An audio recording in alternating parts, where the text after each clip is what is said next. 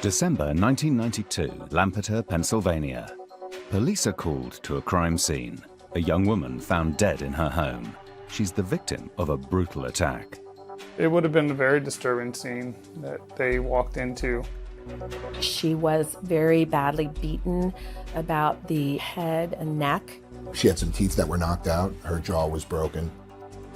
She was sexually assaulted. The dead woman is Christy Mirak, a beloved local teacher. She was clever, she was funny, she was very chatty. I knew her as this young, happy teacher who cared about her students. How could somebody want to kill somebody like that? Her death rocks the entire community. Things like that don't happen in Lancaster. We were all scared. What did that mean? Was there a killer out there? Where was this person? Why did they do this? A major murder investigation is launched, but despite multiple lines of inquiry, the case goes cold. There had been lots of leads, lots of investigation, hours upon hours that were done. They interrogated probably 125 people. There was DNA taken away from the scene. No hits came back. This is the story of the tragic and violent death of Christy Mirak, the dedicated investigation into her murder, and how, after 27 years, DNA and the Bloodline Detectives traced her killer and brought him to justice. We never give up hope, because in what we do, we keep pushing.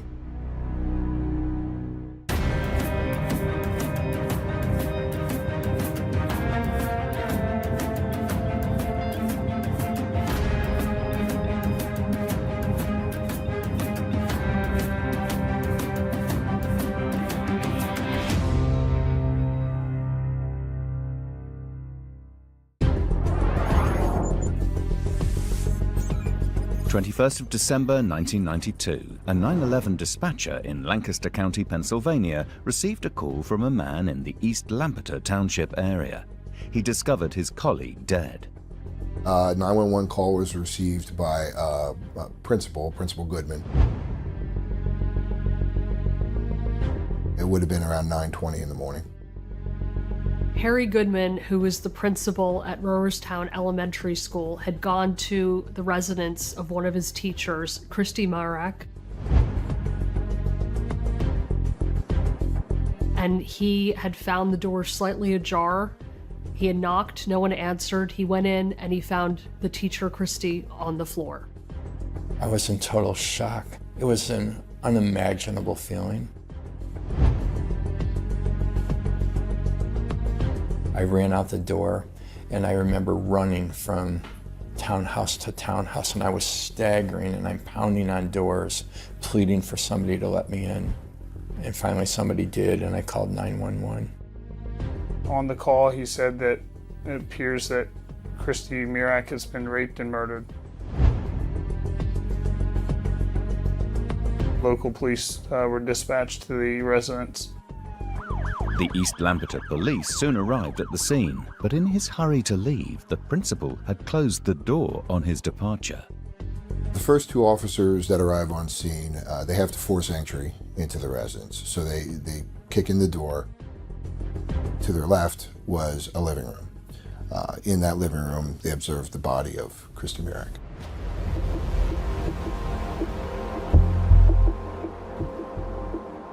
Her pants, underwear, and shoes were removed and were placed close to her body. There was a wooden cutting board right next to her head. The button on Christy's trousers had been ripped off and was laying right next to her body, and then there was a bodily fluid stain on the carpet right underneath her. There was very deep bruising around her neck. Clearly, she had been savagely assaulted, raped, and strangled. Unfortunately, murders are never nice, and it would have been a very disturbing scene that they walked into, the type of force that was used. The Lancaster County coroner and a forensic team from Pennsylvania State Police were called to the scene. Coroner's called very quickly to the scene. It's obviously a homicide. The crime took place a few days before the Christmas vacation, and Christy had purchased gifts for all of the children in her class. and they were books, and she had written a message on them. Those gifts were strewn around like there had been a struggle. There were scuff marks inside the front door. There was a footprint at the top of the doorway, the sense of that being that there had been quite a struggle, and it could have been that she was lifted up during the struggle and her foot hit the top of the doorway. Officers removed evidence for future analysis. There are a number of items of evidence that were taken. There was a swatch from the carpet that was taken. There was a swatch of the carpet from underneath Christy that was taken. There would have been fingerprints and certainly items that would have been touched or somehow involved in what happened that morning were taken away. All of her clothing that remained at the scene, that was taken. The cutting board was taken. And of course, her body was transported by the coroner's office to the pathologist for an autopsy. From observing the evidence in the house, detectives could tell how the attack had likely played out. I think the assault happened very quickly, and we're taking into account a number of different things.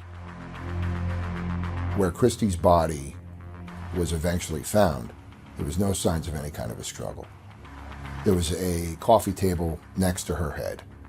There were magazines still stacked neatly on top of the coffee table. The coffee table had been picked up and moved slightly. There were little droplets of blood that we found on the coffee table, but there was no indication that there was a grand struggle within the residence.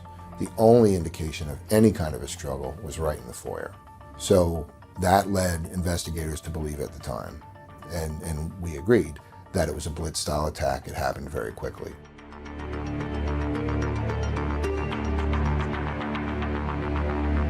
Detectives spoke with Christy's flatmate and were able to establish a timeline. Christy had a roommate named Mary Lesko who had left the house at about 7 o'clock, and she had told police that Christy had woken up at about 5:30, had breakfast, and then went back upstairs to get ready for work. Christy's roommates all leave at various times. Her last roommate, Mary Lesko, leaves at 7 o'clock in the morning. So when she leaves, her last contact with Christy is speaking to her through the bathroom door. Christy is still getting ready. So Christy was preparing to leave for work very shortly after Mary had left because she had to be at school by 8 o'clock. Christy is dressed as it appears as though she's leaving for work. She has a winter coat on, she has her sweater on, her pants, her shoes, gloves. She has packages in her hands.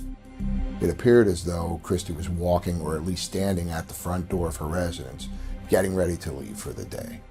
There were two residents who were walking along near Christy's house between 7:10 and 7:20 a.m. that morning, and they had heard a very loud scream coming from Christy's house. It appeared as though when she opened the door, the actor was right there.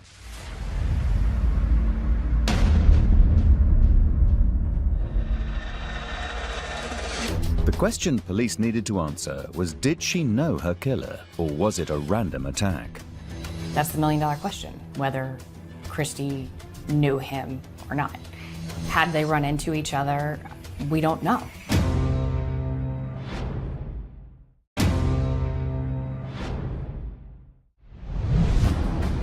On the 21st of December 1992, the East Lampeter Township Police Department were investigating the murder of 25-year-old Christy Mirak, who'd been found sexually assaulted and strangled in her home. Police started looking into where Christy lived and the people she was in contact with. With any homicide investigation, you begin with victimology. So learning everything that we can about the victim. Everything about their lifestyle, not only where they work, but where they hang out, where they get their dry cleaning done, everything that we can possibly find out about the victim. Christy was from a small coal town called Shamokin. The people are blue collar, they're the salt of the earth, they're people that have tremendous work ethics, and Christy was just like that. That's how I would describe her background. She had a sister and a brother and two parents. She had a very close relationship with her mother. She was very close with her family, and she was a 25-year-old, fun, good-time person. She had a very tight-knit group of friends that she lived with, worked, in the past with, and went to college with. She was very intent on carving a new life for herself. She loved her family, she loved her upbringing, but she really wanted to go somewhere else to get her education and to become a teacher. She got her degree at nearby Millersville University and was able then to get a teaching job here. So this was a huge step for her. She was genuine, she was kind, she was caring, she was enthusiastic. She had a smile which just radiated throughout the room, and she was like a magnet towards the kids. What would you look at, Emily? I remember her taking the time to get to know us. I remember her taking me out on the playground and making sure I was okay when I was having an awful day. And I just remember her being this teacher that everybody loved. This was very shocking for the community. They had never dealt with anything like this before. The area, which is known as Pennsylvania Amish country, is surrounded by farming communities and fields and has a small population of around 16,000. Lancaster is a really close-knit community. Very nice, honest people. Things like that don't happen, so the community was in total shock. It was the timing of it. It's that it was right before Christmas. It's that it happened to her in a place where she should feel safe. It's that she was so young. There were so many things about it that were just tragic all the way around. This was really shocking for people to think that someone had just opened their front door and out of nowhere, this killer had just jumped on her, and then that was it. Her life was over. I went to college with Christy. I knew her well. She was fun-loving, very popular, full of life. I remember when this happened, being shocked. And not only myself, but other people that knew her and other people that had gone to school with her. I mean, how often does it happen that somebody you know personally is murdered? Detectives attended the autopsy of Christie's body at the Lancaster County Coroner's Office. Dr. Ross, who was the forensic pathologist for Lancaster County, conducted the autopsy the following day on the 22nd of December. She had some teeth that were knocked out. Her jaw was broken. She had some bruising about the top of her head and her face. He noticed that there was severe trauma to her upper back, chest, and her neck. She was strangled with hands, but then also with her own scarf. She had cuts and bruises on her lower body, which were consistent with rape. The medical examiner ruled Christy Mirak was sexually assaulted. The cause of death was severe strangulation, mechanical and manual. During the autopsy, lots of swabs were taken from Christy's body. Numerous DNA samples of semen that were collected. I believe anally, vaginally, on the small of her back, and both inguinals on her legs. The swabs were packaged and sent to the state laboratory for DNA analysis. The investigation into Christie's murder gathers pace. There were a number of people that needed to be interviewed. Friends, family, ex-boyfriends, co-workers. So at the beginning, it's very labor intensive. Within the first few days of the investigation, over 26 individuals were questioned. So some were polygraphed, some had given their blood to be compared against that of the killers. Because we had DNA of our actor, we had to obtain DNA samples from a lot of these people and send it to our lab and compare it. Neighbors had said that they had seen a white man who was quite muscular driving a white car, and that was either a Dodge or a Toyota. Police were looking for a man of that description because he had parked his car opposite her house and got out and walked towards it. There was a 31-year-old man who had fit that description, and they had taken blood and hair samples from him, but he was cleared. There were many men that they were looking at only because they knew Christy.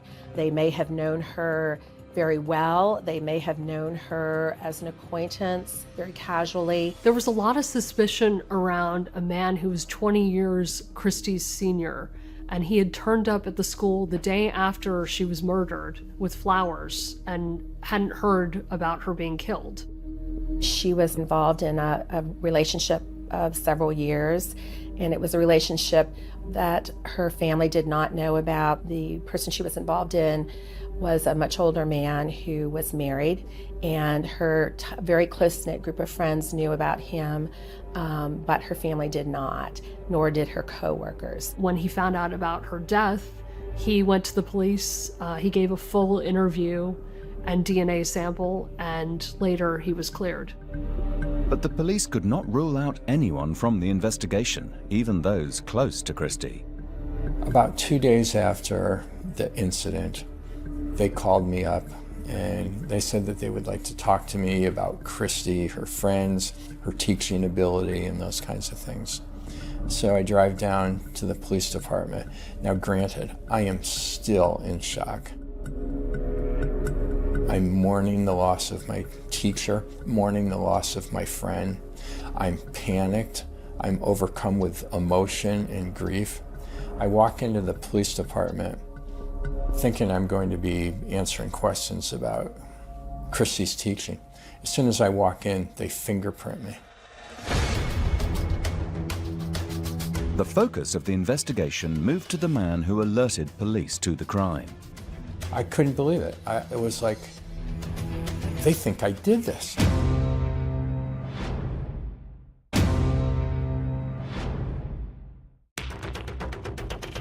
25-year-old teacher Christy Mirak was sexually assaulted and strangled in her home in December 1992. Suspicion had fallen on her colleague, Principal Goodman, who had discovered her body and was being questioned by the police. To some investigators at the time, it appeared a little odd, a little strange. Why would Principal Goodman get in his vehicle and drive out there? I thought that the principal could have been responsible for this because he had never given his blood to be compared for blood typing or DNA. His story is Christy does not show up for work. He becomes concerned. So I called her apartment about 5 times. Nothing. I called her mother, and she said, yeah, she was home over the weekend, and she had seen her the day before, which was a Sunday. I said, I'll tell you what I'll do. I said, I'll take a drive down near where her place is, because undoubtedly she has a flat tire. I set out with the idea, I'm going down to change the tire. I kept driving, and it was along the interstate. I'm looking at both sides of the road. I don't see Christy. I pull up to her apartment. I saw her car there. It was iced over, and I began to panic. I knew something was wrong. When he arrives, he finds the front door ajar. No obvious signs of any kind of forced entry. I rang the doorbell a number of times. I'm screaming her name, and nothing. He enters, and he sees Christy deceased. The public at the time, as news of this got out, was very suspicious of the principal. They couldn't understand why someone would leave the school and actually go rather than to just call law enforcement himself.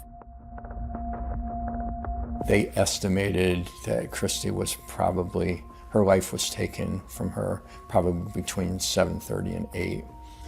And our school was probably 20 minutes from Christy's place. And I was in a meeting at 8, and I verified that I was there, but it didn't matter. They were accusatory. They were insinuating things, such as, did you think Christy was pretty? Were you attracted to Christy? Did you have sexual relationships with Christy? Those are the types of questions that I had to deal with. Principal Goodman was cooperative at the beginning. However, later on, he became uncooperative. There was a point in time where we wanted to collect a DNA sample from him, and he refused. So, again, the question is, okay, well, why would he refuse? I mean, people have various reasons for, why they may not want to cooperate. But one thing you have to guard against, and I think it happened in this case just like any case, is sometimes there's rabbit holes. His behavior in driving to the scene, personally, I didn't see that as being that odd or that awkward. Harry Goodman proved to be a false lead and was eventually removed from the suspects list. You can't even imagine what I had gone through. I had screaming nightmares for years and years. I had intense therapy for years. I had to learn how to compartmentalize my life. I didn't want this to define who Harry Goodman was. Police spoke to and interviewed over 1,500 people, and they had scores of potential suspects, probably 60 or 70 of them. They swabbed every one of those suspects, and none of them came back as a DNA match. The killer had never appeared on CODIS, which is the DNA statewide database. He had either not committed another crime or he hadn't been caught for another crime. Either way, this killer was still out there. We never give up hope, because in what we do, we keep pushing. If there's anything that we can do with a case, we keep working it. But it had been such a long time. There had been lots of leads, lots of investigation, hours upon hours that were done, but there was never a resolution to the case. Weeks turned into months, months turned into years, and the case eventually went cold. Despite thousands of man-hours, police could not establish who killed Christy. So I grow up, I get into TV news, and a lot of TV news is not only dealing with news of the day, but also always keeping your mind open to past stories that might become a story again. And I always thought about her unsolved murder as being one of those stories that maybe someday there could be a break-in. 15 years after she had died, her brother Vince leased a billboard in Lancaster, Pennsylvania, with her picture on it. He wanted to sort of bring the case back to life. He wanted to see if maybe there was someone out there who knew something. And it was a very powerful image, and it was an attempt to try and get some closure. There were no concrete leads from this. It just did not move the case forward in the way that they were hoping. As the years rolled on, her family became increasingly frustrated. There was a $10,000 reward put up for any information leading to the arrest. Somebody else put signs around the elementary school one year because it was just so important to keep it in the headlines. I had met her mother on a couple of occasions. I think the thing that always struck me about her mother is how this changed her life, how grieving she was constantly, not only the death of a daughter, but in such a senseless way. And over time, you could really see the toll that this was taking on her. I suppose everyone thought that this case was never going to be solved, but police never gave up. They kept going, they kept interviewing people, they kept checking CODIS. We essentially always knew who our killer was. It was that of that DNA sample. It was just who did that DNA belong to. To connect this DNA to the killer, the police would need a new technology.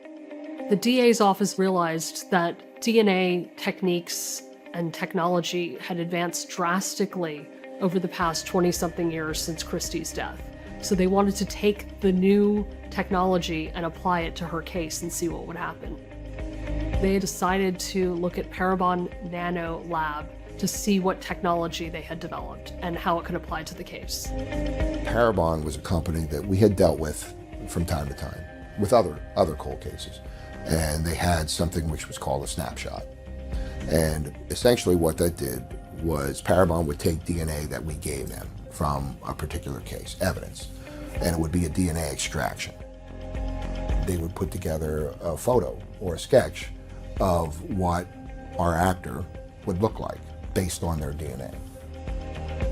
The images that they produce, they have an artist that works with the DNA folks. And they add hair, they add ears, things like that. So it may not always be 100% accurate.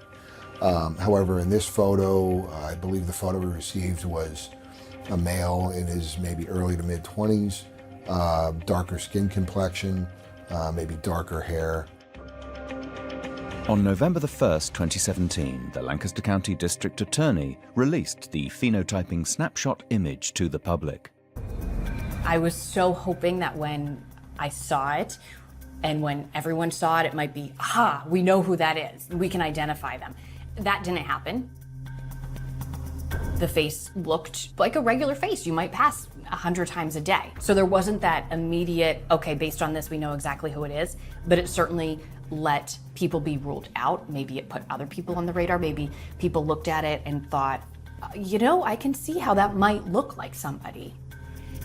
I think people were full of hope initially when the images came out. I think there was also some skepticism about whether after such a long period of time it would make any difference. We did facial recognition that was done on that image, and we would go out and do interviews of those approximately 30 people. But once again, detectives met a dead end and the killer avoided detection. As we work through the list, we're still not getting our actor.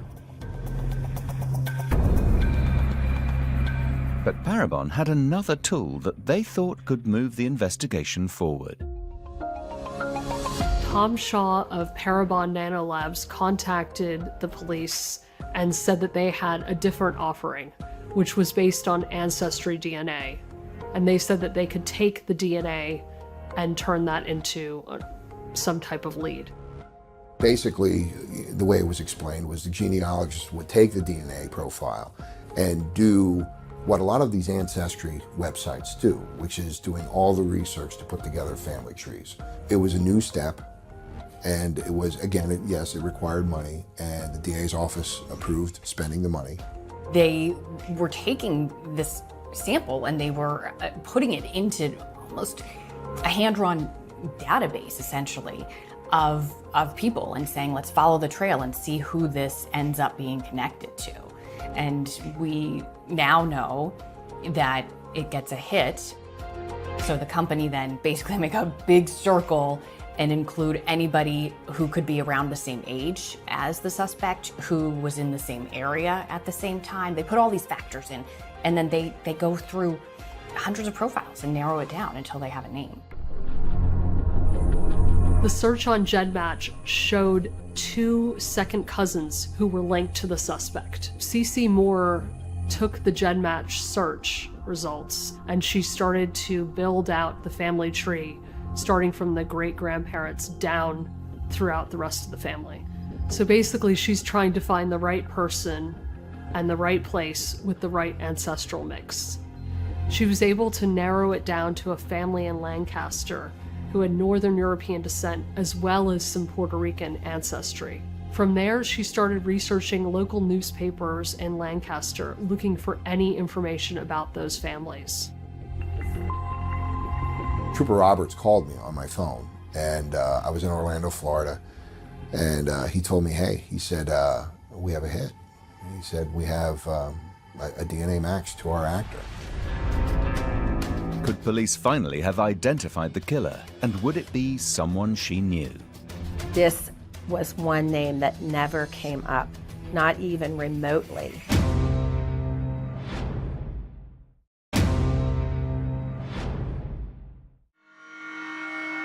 In 2018, detectives investigating the December 1992 brutal sexual assault and murder of beloved teacher Christy Mirak had finally got a hit on her murder through DNA and genetic genealogy. The DNA matched that of local celebrity Raymond Rowe, or DJ Freeze.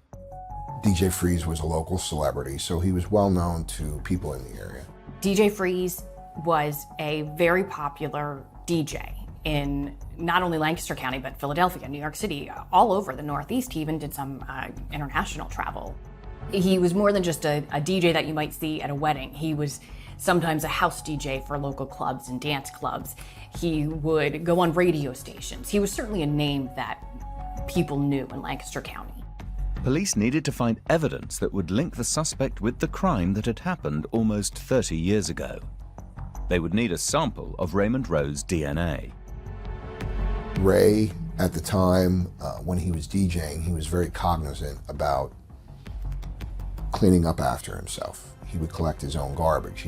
He would bring his own water and garbage can to his events. So it was going to be very difficult to get DNA from him. So a plan was put together to put surveillance on Ray with the intent of hopefully getting a surreptitious sample of DNA. We put together an operations plan along with photos of Ray, his vehicles, his house, with the instructions of, hey, this is what we need. And ideally, a water bottle, a piece of gum, something that he drank out of, or something with some sort of bodily fluid exchange would be the ultimate DNA sample that we would like to collect. On May the 31st, 2018, investigators were watching DJ Freeze's home and followed him when he left his house. We saw him leaving his house, and he took his daughter to an end-of-school dance. It was maybe around 4 or 5 in the afternoon. So he left his residence and he drove to his daughter's elementary school, where he was DJing an event. We had a female trooper who was dressed very nicely. As the night wore on, our undercover officer made contact with Ray, spoke with Ray, purporting to be a mother of a child. And it was later on in the evening, and I was getting pretty anxious because I was hopeful that they were going to get a sample. And next thing you know, I get a photo, a text message of a water bottle, a cup, and a piece of gum. I was ecstatic. Trooper Roberts got on a plane and flew the items of evidence from Lancaster out to PSP Greensburg, where our lab is. Our DNA lab was fantastic and gave us the results that we'd been waiting for years and years within 2 days. He said, in a nutshell, Ray Rowe is your guy. Investigators finally had their man after 27 years, but police still had to arrest the DJ and get a conviction. At the end of the day, we want to preserve evidence. At the end of the day, we don't want to give Ray any kind of indication that he's a subject, give him the ability to flee or run, or do something even more harmful. So we had to be careful. It was a very tense day. There were a lot of chiefs, so to speak. Everybody wanted to do it their way. Eventually, we had the Lancaster City and the Pennsylvania State Police patrol units converge on the house when he came outside to mow his lawn. And we made the decision to have our patrol unit drive up, get out, and take Ray into custody. The suddenness of the arrest left Rose startled. He appeared surprised, he appeared shocked. He was notified at the time that he was under arrest for the murder of Christy Mirak. And his comment was, who's that?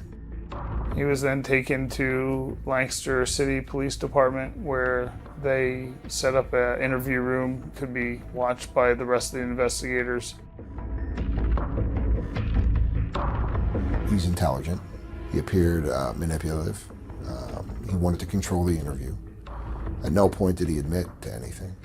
He was told at some point in the interview, later on in the interview, that we had his DNA.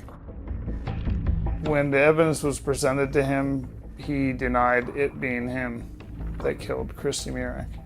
They stopped interviewing him, and he was taken to a judge to be arraigned.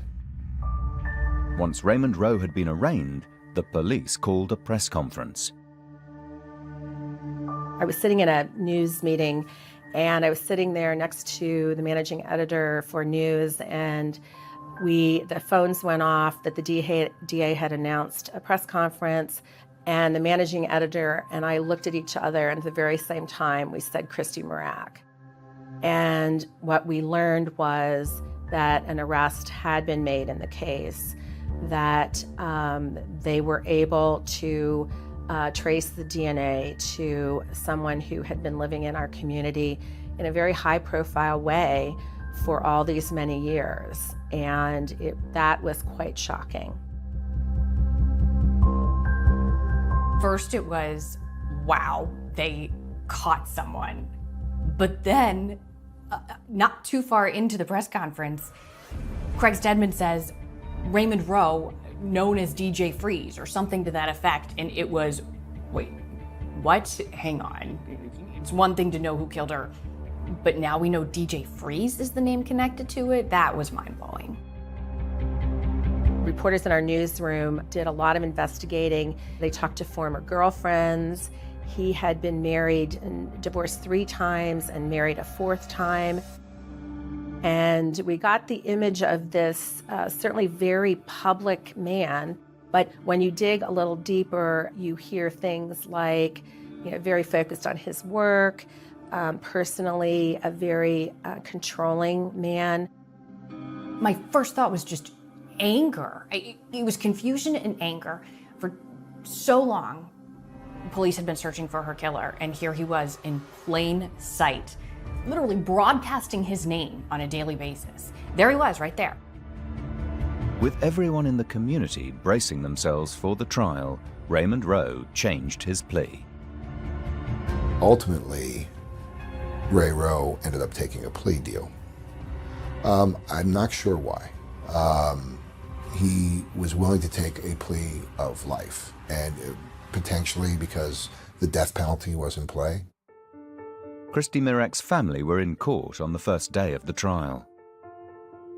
When he made his formal plea of guilty, we were all in the courtroom, including all of Christy's friends and family that are still with us.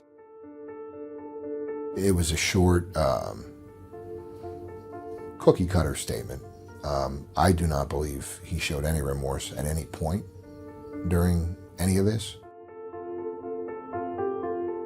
Raymond Rowe had no real care for the loss to the Mirak family or friends.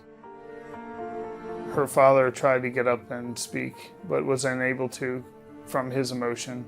Her friends did get a chance to speak to him, and they talked about how wonderful of a person she was, how wonderful Christy's life was, and how they wanted to have her around for the rest of their lives, but how he had stolen that life. At no point has he ever acknowledged that he is responsible for her murder.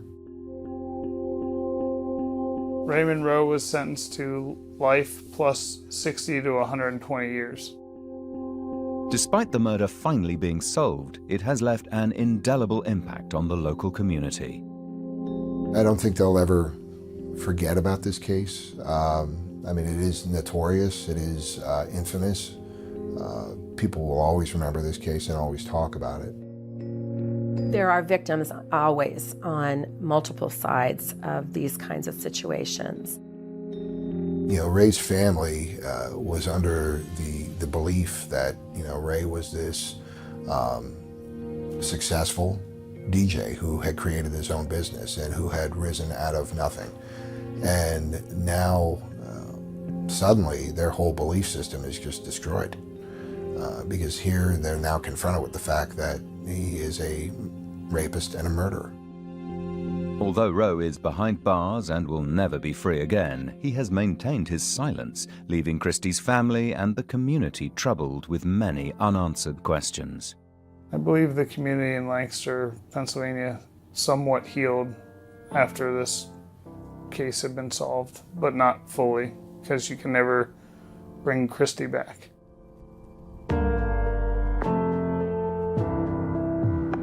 We do have justice now. I mean, this guy is off the streets, he's behind bars. He took away our friend and our colleague, and he will never see the light of day. I think if you look at justice separate from getting her back and you separate that, then he's behind bars. He's exactly where he needs to be. There is justice for the family and for everyone who loved her, because this person is finally behind bars. There's no justice in the fact that a very bright, beautiful young woman had her life taken away from her, and we can't get that back. That there's a feeling that somehow, some way, people should know why he did this. I think that would be full closure and a sense of full justice here. I don't think any explanation that he could give is going to make, certainly it's not going to make it okay, but I think that there are answers that people deserve that they may never get. I want to know why, and I want to know how could you. Everyone does. Why? Why her? Why her? Why Christy? How did he pick her? Why did he pick her? There's never any justification, but, I think that's something, that the family would like to know. We would like to know. He's never imparted that to us. Once again, the power of forensics was highlighted in solving what seemed an unsolvable case. Without the DNA, without Parabon, without C.C. Moore, this case would not have been solved.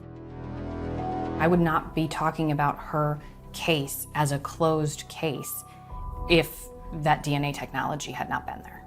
It was the last thing. They had interviewed, they had fingerprinted, they had DNA tested, they had done everything imaginable. It wasn't for a lack of police and investigators working as hard as they possibly could. This was just an incredibly impossible crime to solve without that DNA. That's a real game changer for us. Because no longer, if we have DNA, in the past, we were dependent on a person having been arrested and having had to submit their DNA. Well, now, if there's another database that's available of folks that maybe haven't been arrested, that maybe we can get a hit on, that opens up a whole other door. And I want to be clear, genealogists are doing what they're trained to do and put together family trees. And we receive essentially what amounts to a tip. It's just like somebody calling in a tip to our Crime Stoppers and saying, hey, if I were you, you may want to look at this family. However, we still have to do the police work. We still have to go out and connect those people to the crime. I think the police worked very hard on this, and I know from talking to law enforcement that was close to the case, this is one of those cases that really haunted them and that they wanted desperately to solve the case. I didn't think that this would ever be solved. And then to have closure to this whole thing was, yeah. I told my wife, I can die happy now. At the end of the day, Christy's gone. She's not coming back. But hopefully, people can move forward.